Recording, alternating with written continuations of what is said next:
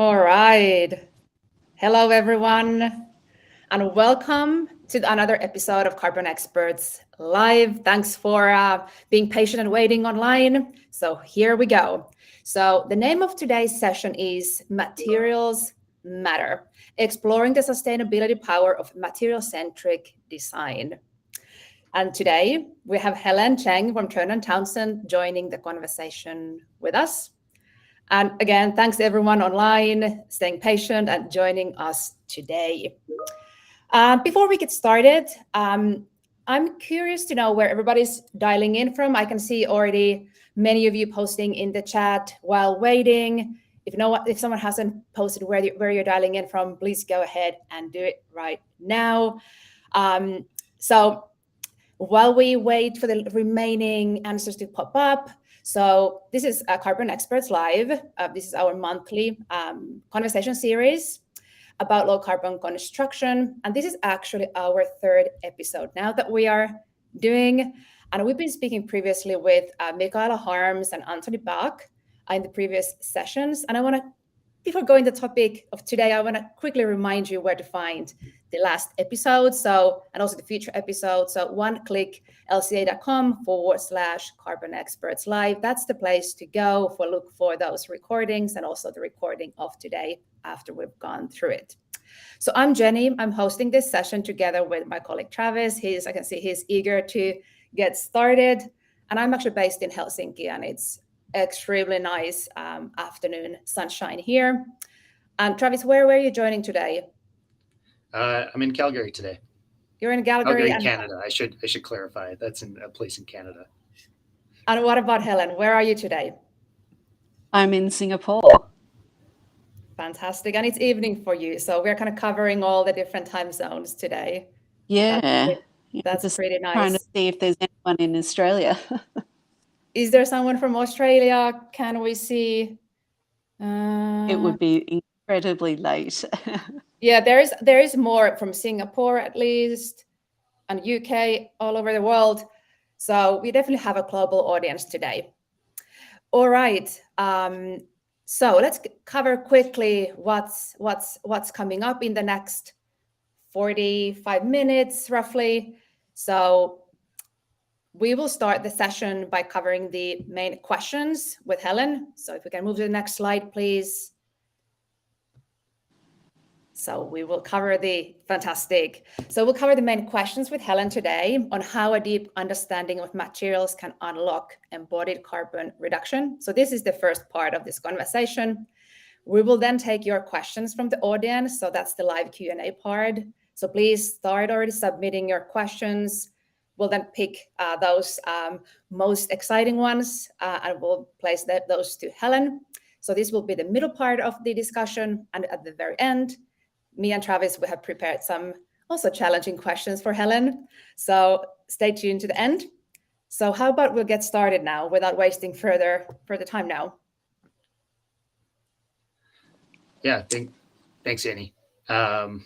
So thanks everybody for joining us on the third episode of Carbon Experts Live. As Annie mentioned, we're talking today about material-centric design, and I'm thrilled to be joined by Helen Cheng. Just a quick intro on Helen. Helen's Director of Sustainability and Decarbonisation at Turner Townsend, and she's a specialist in sustainable urban environments and urban equity. She has over 25 years of architectural experience, working in Australia, Singapore, China, India, and Bangladesh. Notable projects that she's done has been the Australian National University Climate Change Institute, that one's a mouthful, which they were awarded a 6-star or World Leadership Green Star rating by the Australian Green Building Council for its environmentally sustainable building practices.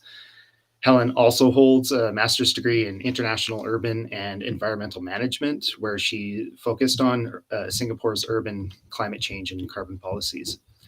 She is a strong believer in the power of the construction industry to drive positive change. In all her work, Helen is focused on integrating sustainable design outcomes and motivating behavioral change as well in the building profession, the building occupant and civil society. So with that said, welcome, Helen. Thanks for joining us. Thank you. Thanks, Travis. Good morning, good evening to everyone, and good afternoon, just in case we haven't covered all the time zones. Thanks for the invitation today, and hopefully I can live up to that reputation. That is my profile. So I have a deep-seated love of architecture. So I think that it started with Lego. Most of you who have played with Lego, I'm sure, are architects or engineers or builders. And coming from more an apprentice approach, I studied and worked at the same time. That's where I've seen a lot of change in the industry of how architecture and buildings are delivered. And so I'd like to embed it into the current work that I'm doing in consulting. That's great. So that really leads me to the next question. How, with your interest from a little kid, playing with Lego and other toys, how did this interest in construction drive you into sustainable building? Well, I think if we just cordon off that sustainable portion, let's talk about sustainable design or passive design. It's not a new concept. It's been around for ages. Anyone that's been in the industry for quite a long time would know that passive design has been a design principle for ever since we've been taught in industry. And you see that in a lot of the architecture that we studied in passive approaches and how climate adaptive a lot of the historical buildings were. You can see it in the forts in India. Jalis are adopted in India as not only screens to look, but also screens to screen and shade the buildings. And in more introverted, inward-looking style of building to deal with courtyards and light and sun and shade. So that in itself, sustainable practices, I look at through the lens of vernacular style of materials and design principles that have been adopted in different contexts around the world. And I think that should be one of the great main shifts that we should adopt towards a decarbonised built environment. That's awesome. So I guess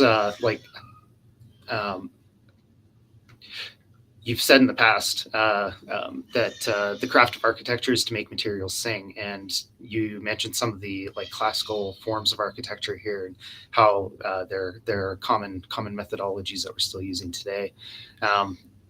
When you talk about you've used the phrase making materials sing, what did you mean by that? I think there are particular designs and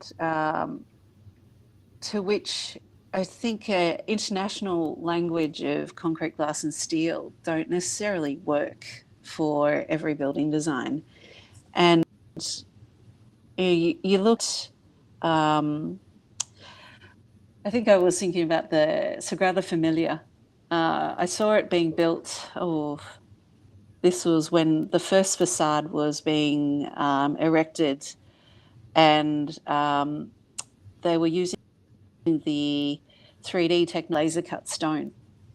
So when materials sing, meaning it captures and embeds the craft of how many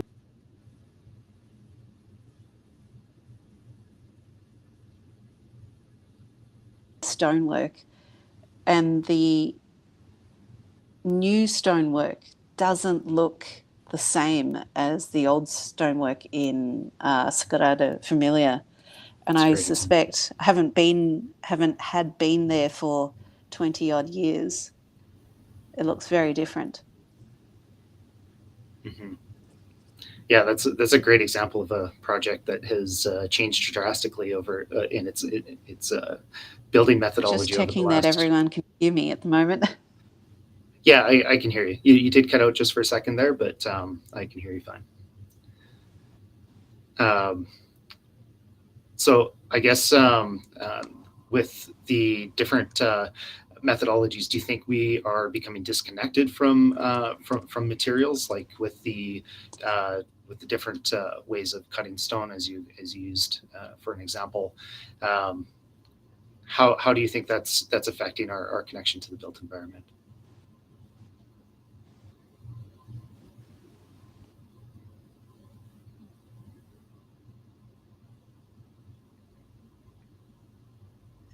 I think, Travis, we're facing a little bit of a small connection issues with Helen.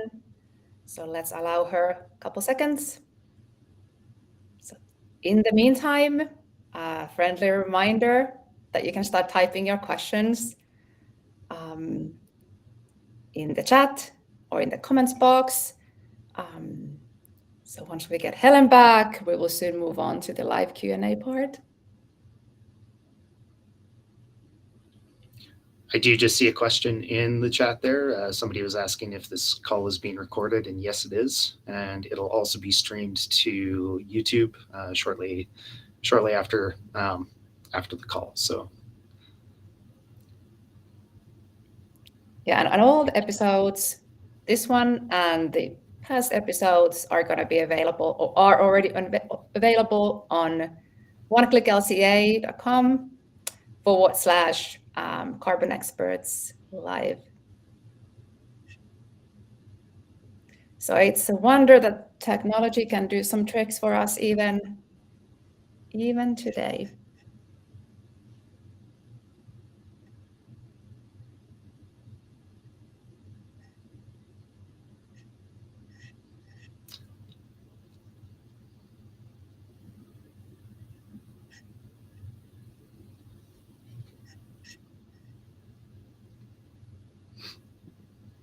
So if we don't reconnect in a few seconds here, should we postpone this call, Jenny, and maybe we can patch together the recording and post this on our YouTube channel? Yes, let's wait for a little second. There's actually one question that came in. I'm not sure, Travis, if this is something that you're able to pick up, but the question is, that came in, what is the best source of hierarchy of insulation materials in terms of sustainability? Best source of hierarchy. From an embodied carbon perspective, generally we do want to be looking at bio-based materials. So whether that's cellulose fiber or similar types of materials like that, these tend to be the best from the embodied carbon perspective. There's some cool products coming out that are hemp-based or various other cellulose fiber related products that are interesting, and I would say it progresses through, some of our high performance. When we talk about high performance products, a lot of the time these have high embodied carbon. So spray foam insulations, XPS, these types of products have, it's not so much the plastics that are in it, but more the propellants that help foam the plastics to help us install them as well. And these tend to have pretty high carbon dioxide equivalent to the product. I'm not sure if that answers the question. It's not like the full scope of every insulation for sure, but I definitely left out mineral fibers and glass fibers and fireproofing insulations and that sort of thing as well. And actually, yeah, thanks, Travis, for picking that up. I can also see that our colleague Natasha is quite active responding this question. And there's actually another one that came in. Is timber the best embodied carbon material to use in this day and age? That's from Philip is asking this question. And now we can see we have Helen back on stage as well. Maybe we can take this question a little Helen, later. can you hear us now?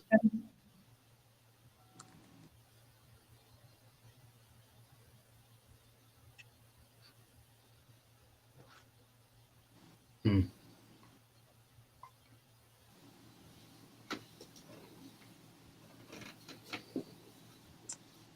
Yeah, the sound is very laggy still. Can you hear me okay? I'm having a few issues to hear.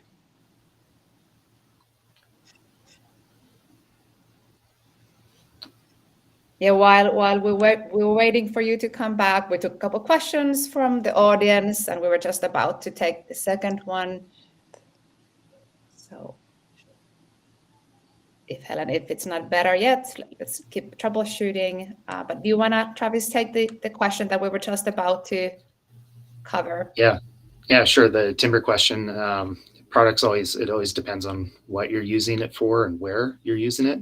Timber, I would say, if we're talking about a structural perspective, when we're looking at embodied carbon, yes, timber's pretty much always the best product to use. Of course, like there's other factors like how far is it traveling and things like that, where is it being sourced.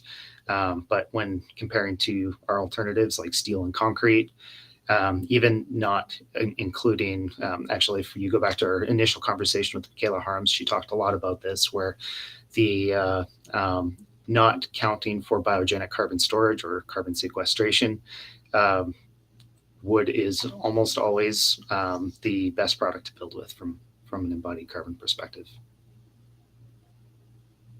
And we actually have quite useful resources on our website regarding also structural timber. So that's quite valuable. So that you can easily find this in our library on our website. So let's give another try. Any better, Helen?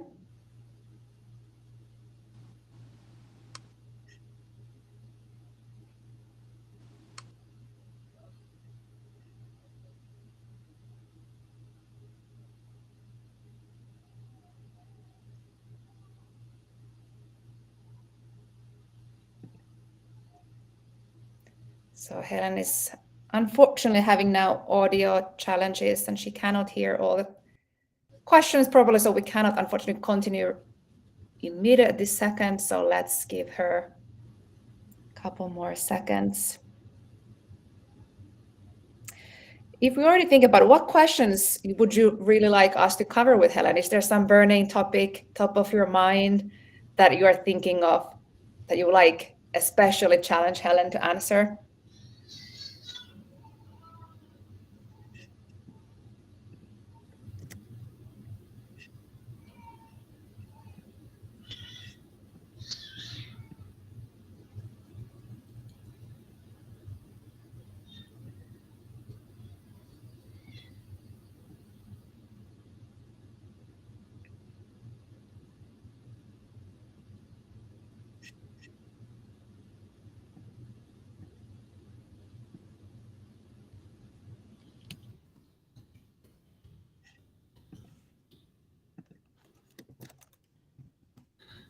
Yeah, we've lost her again, Yenny.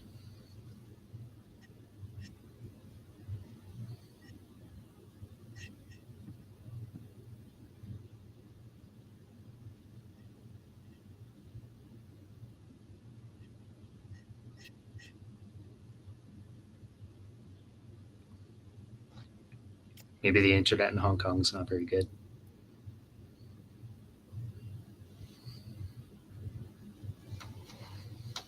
All righty. So what I would suggest, okay, here she is back again. Any better, Helen? Is it any better? Yep, much better. Miracles can indeed happen. So welcome back. Great. Let's Sure. go for it. Yeah, we got a couple of interesting questions while we were sorting things out, and I'd love to get your feedback on this. Just maybe this will help us kind of cycle back into the conversation. We were asked two plant-based materials, and I guess one being we've got it on the screen.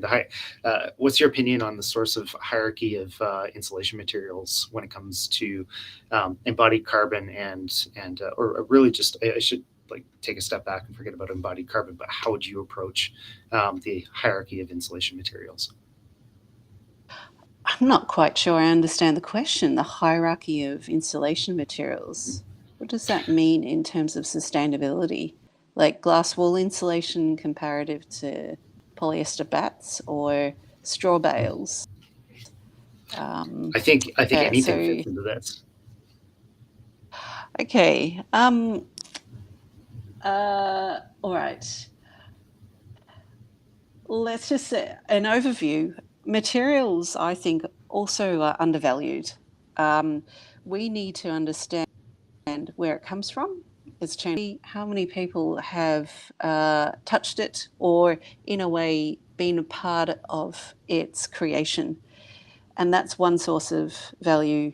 The other metric is also what natural resources have been mined to create that material. We only look at value of materials, I think, from a project point of view, dollars and cents, and we actually forget about the longevity of materials. So I think when I don't specifically hone in on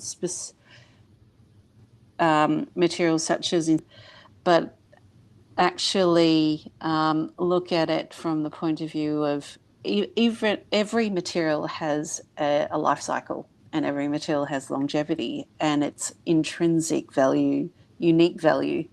And I don't necessarily put others above from a hierarchy point of view, but of course, natural materials are better, especially if they biodegrade at the end of life.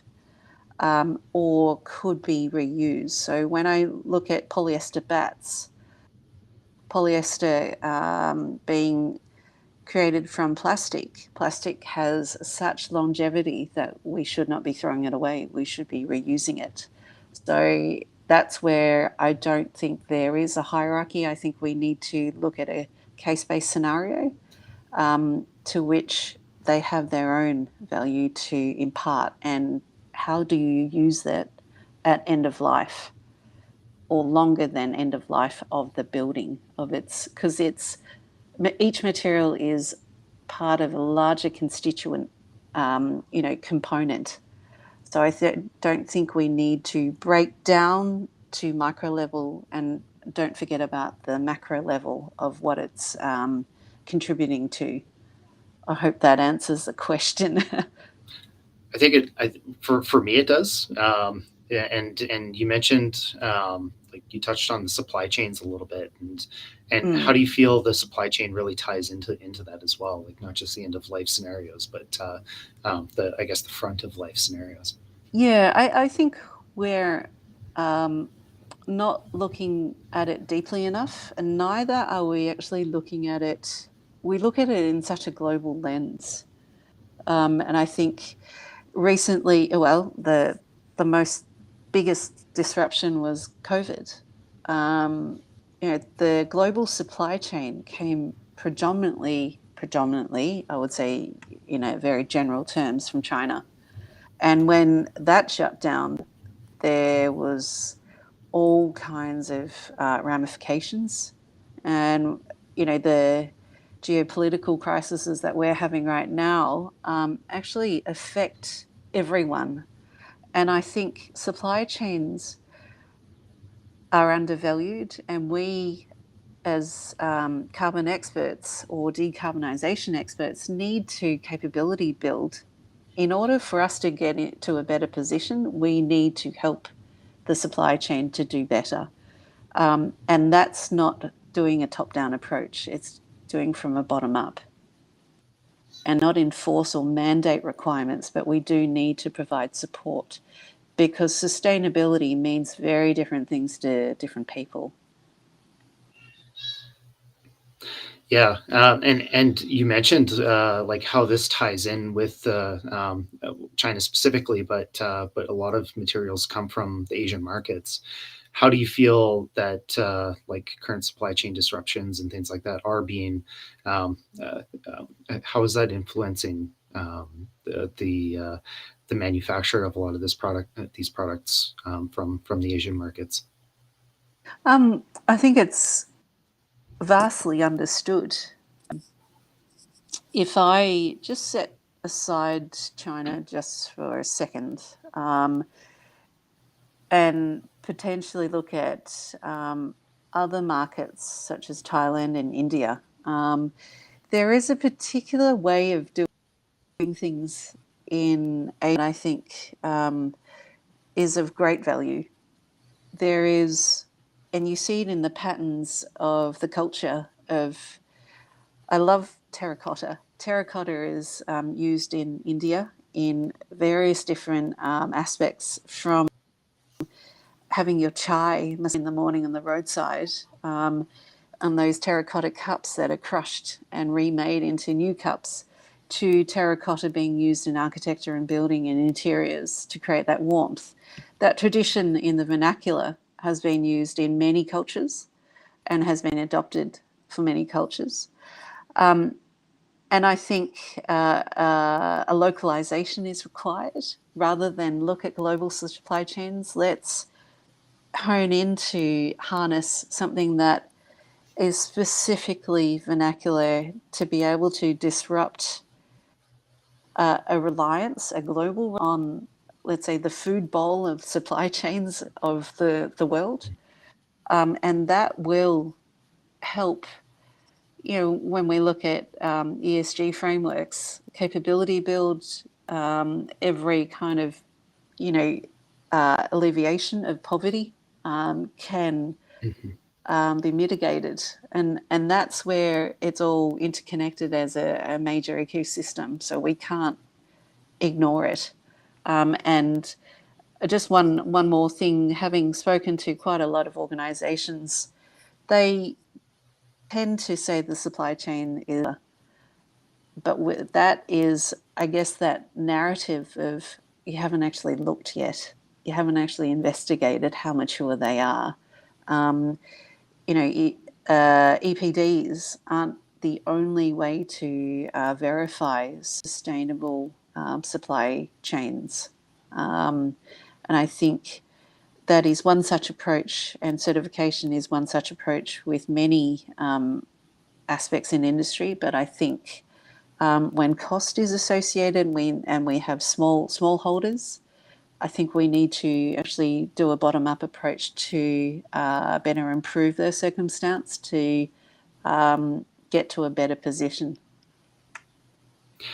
Yeah, I totally agree with you. I think the supply chains are, I mean, they have functioned as well as they have over the last decades because they're well developed. They are very mature, and we've really felt the pain of that disruption over the last couple of years. Something that you mentioned there that I run into quite a bit in North America is criticisms of, I guess, the sustainability and equitability of manufacturing and transportation in Asia. Usually, China is the one that's being targeted in these conversations. But how? I guess you have more of a frontline perspective on this. How much is ESG and sustainability being? How much attention is that getting in the Asian markets? It is getting a lot of attention. Anyone from Singapore would know that there's many mandates in place to get to a net zero 20 position, with 80% of its property portfolio in Singapore. That is an ambitious task in itself. And Asia is such a big area, and it is incredibly fragmented. However, I think I don't think an Asian framework or mandates should be applied because everyone's at a different baseline level of maturity and or development. And I think, again, stronger economies that rely on development as an economic driver should support the regional areas, supply chain and regional capability build to get them to a certain position. So the responsibilities lie with Singapore, China, Japan, Taiwan to upskill everyone else in region, but also recognise the opportunities and the local skill set that is particular to that region. From an equity point of view, to actually capability build and upskill and poverty alleviation.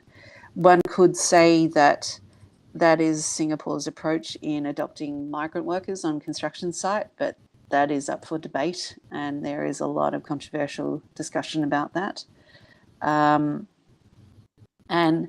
equity is a contentious word to use. Because you do need to give and invest more in certain areas rather than others. But everyone's scrambling to stabilise their local economy having come out of COVID. So let's see what happens in this space in the next few years.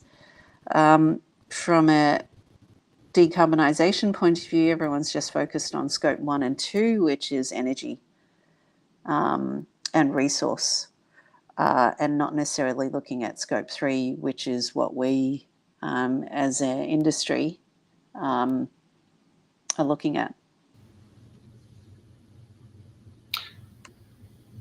Great. I did get cut off for a second there, but I got most of that. So with the I guess we have two different directions to take this, where I think we can really draw on your expertise, and that's both policy as well as more tactical design methodologies. And I guess first question, since we are kind of talking about equity and policy and how, I guess bigger issue challenges, looking at again, you said Asia is quite fragmented. It's many different countries. There's different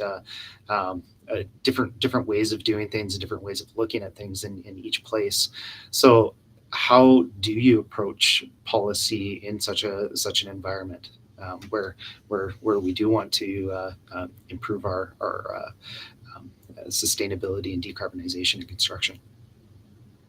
Yeah, I use policy to support any debate that I have with clients. A lot of the clients are larger multinational companies.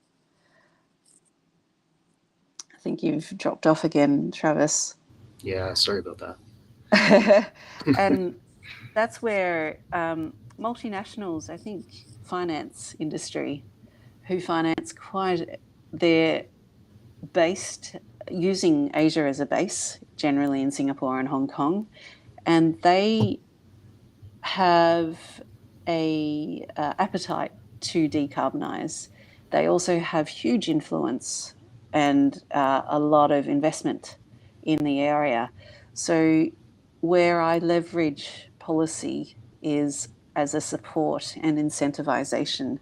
When there is something there as a baseline to say, look what the Singapore government is doing to help you motivate, why don't we leverage this to take it another step further, such as Mark here in Singapore, they look at base build. But I specifically look at the other such things that we've forgotten about, which is the churn of the interior fit out and the office commercial fit out within the base build. And that in itself has a huge carbon footprint and operational footprint we don't even really look at. When you look at Asian leaseholds are generally about 5 years as well. So that is something that as carbon experts or calculation experts in this arena, we should not only do the calculation, but also look at how do you disrupt that churn? How do you leverage resource? Especially in the context of Singapore, where resources poor. They're not a resource-rich country, unlike Australia or the States, or Europe, they rely on consumption. However, I also like to think that the building industry, which is an economic driver here in Singapore, is a resource base to be tapped into and harvested. And that is, as we all know, one such way to decarbonise the carbon footprint of that particular building or that fit out is lengthen the material longevity and bring it back into that circular economy piece. Yeah, that's a huge piece that really isn't looked at. Usually, when we are talking about embodied carbon, we're targeting the main structure and facade, and oftentimes the interior finishes or interior fit up of these projects are being ignored.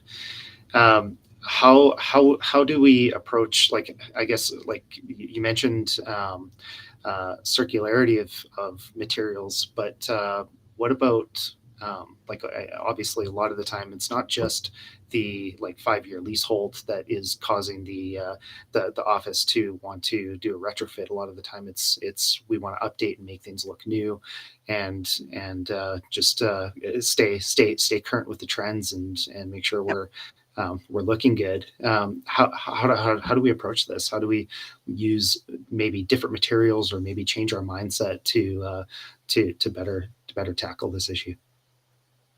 Yeah, I mean, again, similar to the principle of a base build of a building, there should be a base build of an office fit out to which it's designed for flexibility, designed for adaptation. And those are the sort of in principle approaches of how materials can lengthen their life but be adapted for future trends. I think we were having that discussion of where the market goes is we go for natural materials, or it's going through a beige phase, or there's the colour of the month. And that's where, the interior has to be rethought of how do you have base build that stays the same, but it can change colour, not from paint.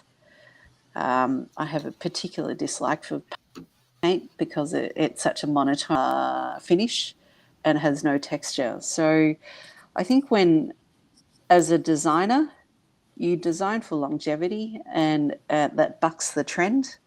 And it's not a fast fashion, so to speak, or a magazine ripping, where you go, one for my kitchen or living room and office trend. And that's where there needs to be a more stabilized approach to this, because the workplace has redesigned itself because of COVID as well. It should be something that gives us joy and also not necessarily replicates our living room, but is it a place for work and living at the same time? I'm not sure. And that's this whole new thing that we're looking at, which isn't as well. So how do you stabilize and do a more, elegant approach to office fit out that can outlast other fashion trends or movements? Yeah, definitely. It seems like with newer buildings, we want to change them frequently, but as the buildings get older and older and older, we have some really interesting old architecture that we want to preserve and is beautiful. Yeah.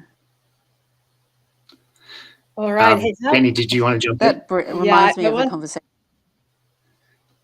Go ahead, Helen. Please go ahead. Okay, I just had one last thing. I had a friend that moved to Australia, and he was from Italy, and he loved the fact that you can build from. But I came from the fact that you can't build history again, and you can design better within a constrained environment. And that was my response to him. And that's where, when you have more challenges, a design outcome is long. I feel like that's kind of maybe it's a human tendency. We tend to be more innovative and have better solutions when when it's in a constrained environment, whatever that looks like, whether it's financial constraints or environmental constraints or just like space constraints. We get really creative in these Embodied carbon isn't. Exactly. Yeah. So maybe a good kind of wrap-up question at this point would be to take one question from the attendees around how we can support and encourage architects to take a hands-on approach to work with embodied carbon. So how could we support and encourage? Right. Get back to the fact of more traditional approaches of how architects were taught in material research and understanding the materials that we use. And that can be gained through experience, research, and using materials that you handle and that are modular. And also think of the approach of how many people have participated in making and how much energy, how much carbon, how many different ecosystems were in creating that one material. I mean, the one click exposes one aspect of how many different, you've got transportation, you've got manufacturing, you've got the mining, but to also appreciate the material for what it is. In the background of yours, Jenny, you've got timber, and that is, I love timber. Timber has, depending on the species of timber, they all behave incredibly differently. And I was having this conversation with someone recently about ironbark.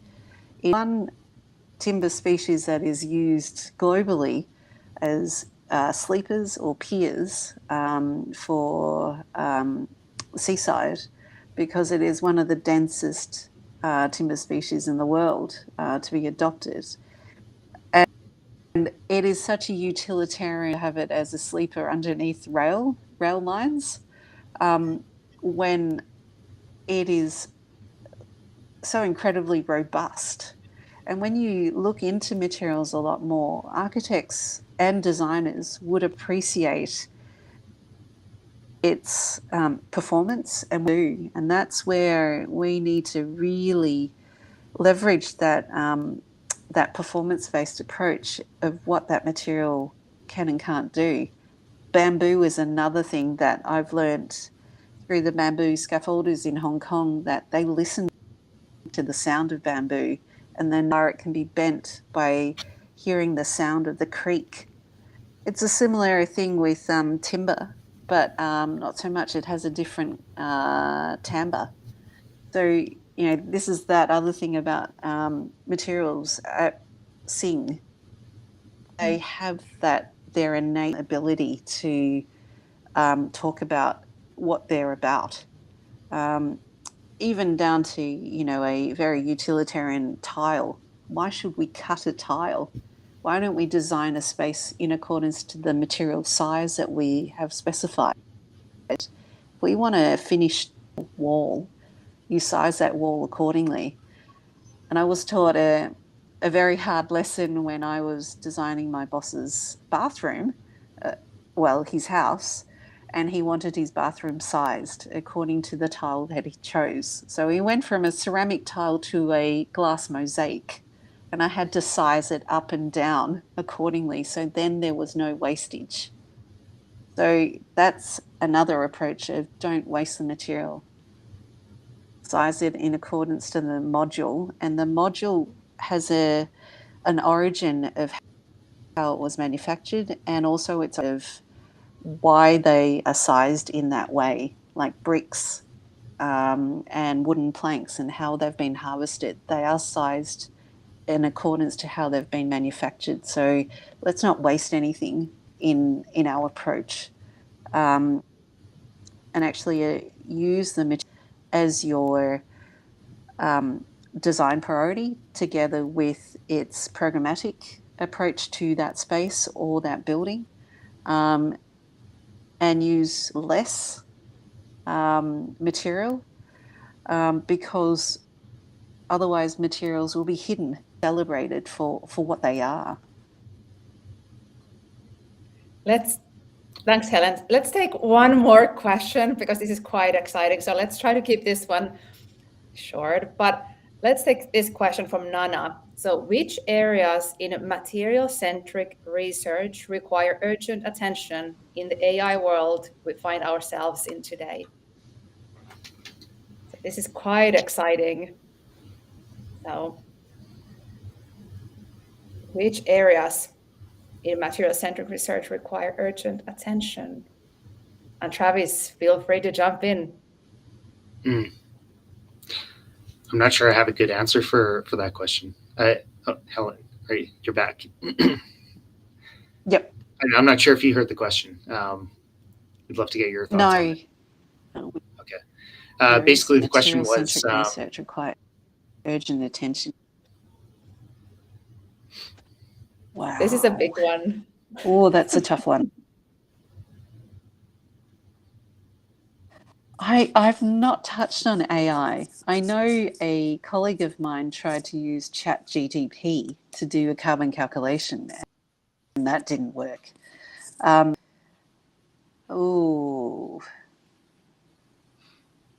think we need one it's an Carbon Experts live evolving session on this topic.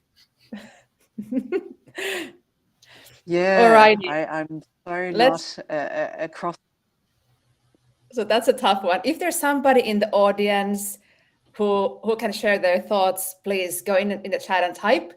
But let's take a couple of wrap-up questions, and then we're done for today's session. So we actually have prepared a couple of questions for Helen, and I would hate to not to ask these, so we want to place them at the very end. So last time, like I said, we had Anthony Pak joining us. And in every Carbon Experts Live, we also give an opportunity to challenge the next guest. And Anthony has, Helen, challenged you with this question. So how can we drive embodied carbon action in Asia? If not regulatory, then how do we accelerate action in the region? I think I alluded to some of the answer to this question in some of the earlier chat about, because there are larger organisations based here in Singapore, in Asia, and they are global. They have a certain approach, and they are invested in region. They are the ones to push also to accelerate action, where you can expose what they're not. I think from a regulatory point of view, that's only going to support and be leveraged. Mandates don't necessarily work until there is a time frame put to it. Like in Singapore, there is a mandate to upskill the construction industry by 2025, 2026 from a professional point of view. And that will accelerate. But there is a lot more action that is happening. I think awareness, education as well, and identifying the pioneers in industry and leverage their case studies, their scenarios to say, they've done it, why can't we? So sharing is caring at the end. So making sure that we share best practices and not only force by regulation. Then, Helen, it's your turn. So in the next Carbon Experts Live, we will have Gilbert Lennox-King, the CEO and co-founder of Construction Carbon. He will be joining us as a guest. And now is your chance to ask him a difficult or challenging or friendly question. So what would you like to ask from Gilbert?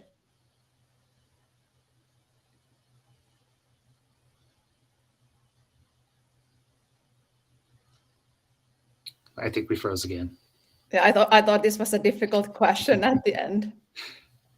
I think it's almost a piggyback to Anthony's question.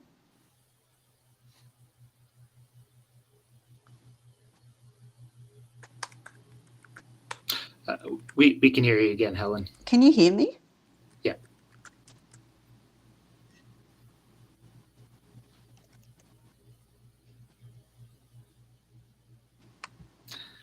Okay.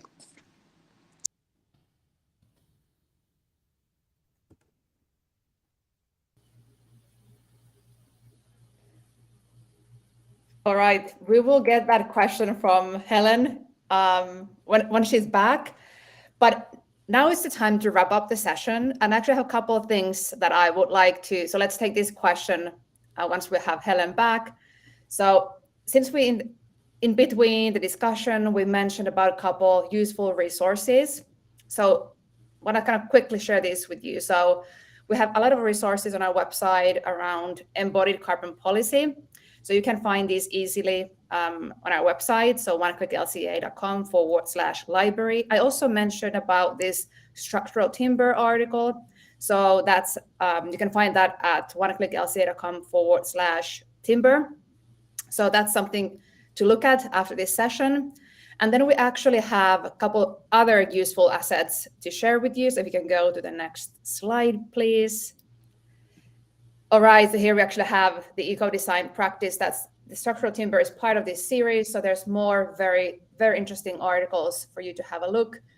And then we also have 10 design commandments article and net zero hub for you to look at. So a lot of useful resources. We'll share these after the session, so you don't need to type in everything or bookmark them right now.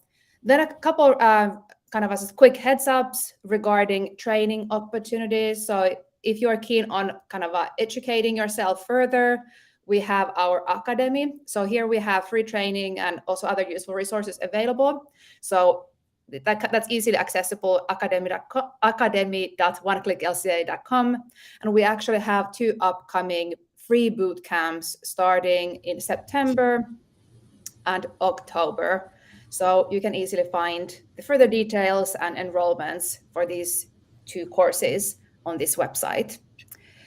Then lastly, like I mentioned, we have another episode coming up, but that's actually before that, if we can go to the next slide, please, to share the kind of how to get in touch with Helen. So today we had unfortunately a little bit of a connection issues, but I'm sure Helen is more than happy to kind of continue the conversation and stay connected with you. So here you can find Helen's contact details. Also Travis, he's very keen on sharing more of his experience. And thank you also to Natasha Das. So she was very active in today's chat, responding many of the questions that came from you. So thank you to Natasha as well.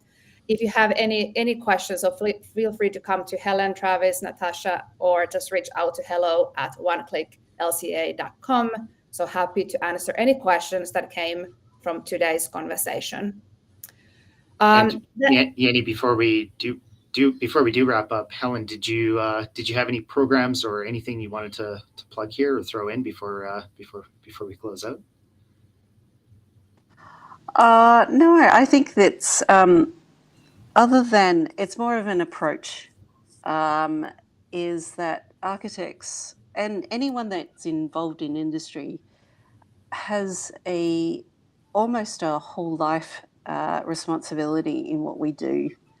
And I think that is reflective in, the whole life LCA approach, that whatever we do will have unintended consequences. So we do need to consider things up front, and every step of the way we will have an impact in some shape or form. So it's more of an approach rather than to try and plug a program. Thank you for sharing those wise words at the end. Anything, Travis, you want to share before we wrap up?